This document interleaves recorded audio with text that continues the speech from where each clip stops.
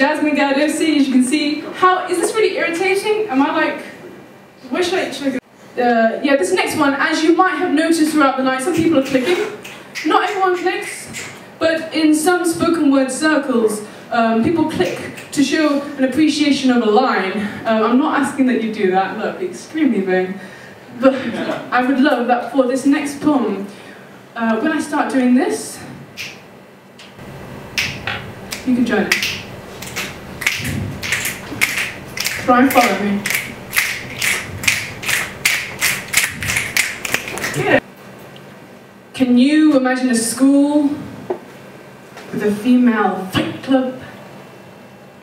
A secret lunchtime activity so extracurricular you do not put it on your CV. 90% of fights ends up on the ground. That's okay though. You can't hear the pound of shoulder blades slapping the floor because they're in the basement. So in the lands above, year 7s eat canteen hamburgers, whilst down below the older girls share knuckle sandwiches. And how interestingly it gets twisted here. Because when you're watching this, you do not cheer. You do not jeer. You do not clap. You click. See, spoken word nights, they can stay so hushed, the upper floors go undisturbed with the gentle ripples of slapping one's fingers. Perfect, really. These girls have taken their inspiration. So every time a fist makes art with a partner's face, they click. And every time a kick makes sheer poetry with a girl's nose, they click. Fingertips flicking like taking snapshots of the bits they like.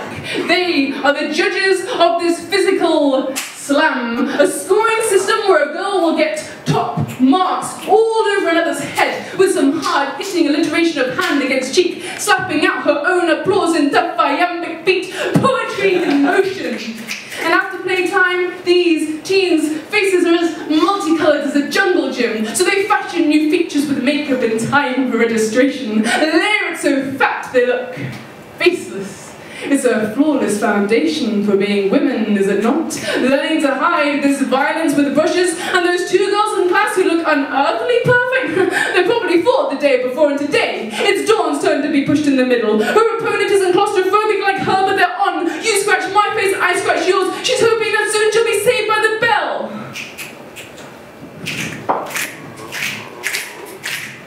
But the clicks begin a rhythm. You see, these girls have no say in the fight, but their fingers say quicker. The clicks and the crowd barely make a sound. So what will she do when the fight goes down? 90% of fights end up on the ground. The fear of confinement starts to take her now. The pacing, it changes, they step up the rage as she loses her footing. She's down on her back, she's already 6 feet under, but the friend doesn't stop. And why won't the teacher see this? Because we think it's always physical. But insults are eye-gouging and rumors feel like roots ripped out of your scalp. 90% of fights happen underground. Being able to break with words in place of fists is poetic license to kill. Woo!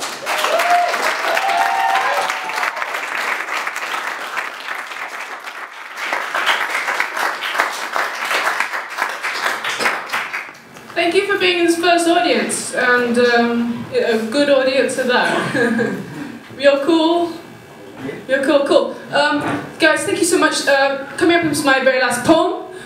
You can find me on Twitter at Jasmine Gardosi. You can find me on Facebook / Jasmine Gardosi Poet. You can find me in person. I like making friends. Please make friends with me. See, I'm sitting there. Spaced on either side of me. I can do at some point. Okay, this last one I did for TEDx Brum International Women's Day last year. So when I was, I played with Lego well into my adolescence. And because I was a very bitter teenager, I used to pretend that these Lego pieces were going through puberty much like me. So inspired from that is this poem, which is about a Lego army cadet who finds out that she's female when she starts her period in the middle of a drill. It's called Code Red.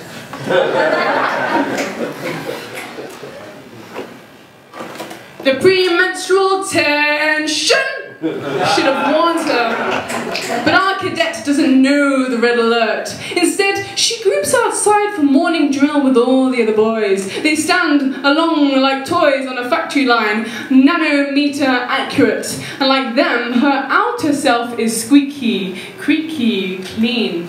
But in her not-so-hollow torso, her hormones take their own formation. Poised for forward march, they hit her pelvic arch and set it cramping. But like a mold-hardened soldier, she clicks her feet deeper to the row of studs, racked by prostaglandins. She will not budge until she feels her lining fall away. Much to her dismay, a slush of endometrium spills over and out. It bombs down the slide of her plastic thigh. No friction to resist it. Most strange, though, is that this ooze is reddy brown.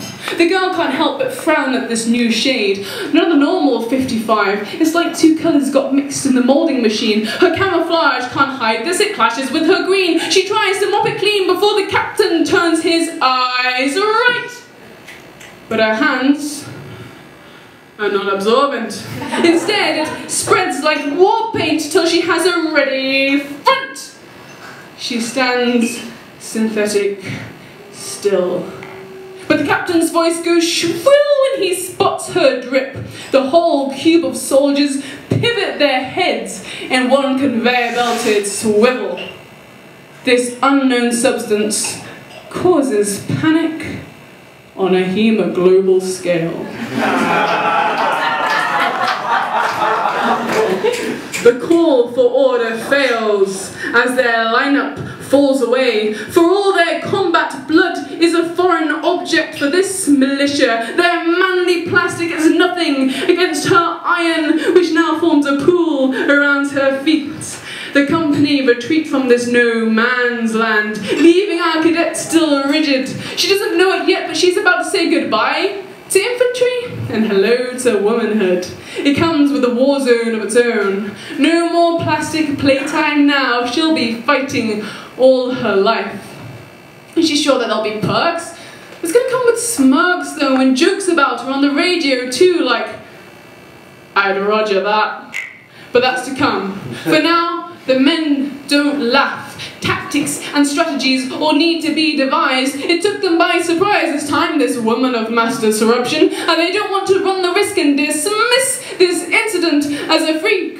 For once, the gentlemen are right. They're ready for a fight but can't predict the next attack of estrogen. The horror strikes again 28 days later. This time they beg for help to those in high command. Their hasty telegram describes the incident as serious. Must be treated as heavy matter. All jokes are inappropriate.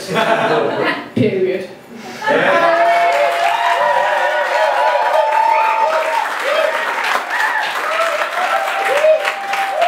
That's Jasmine.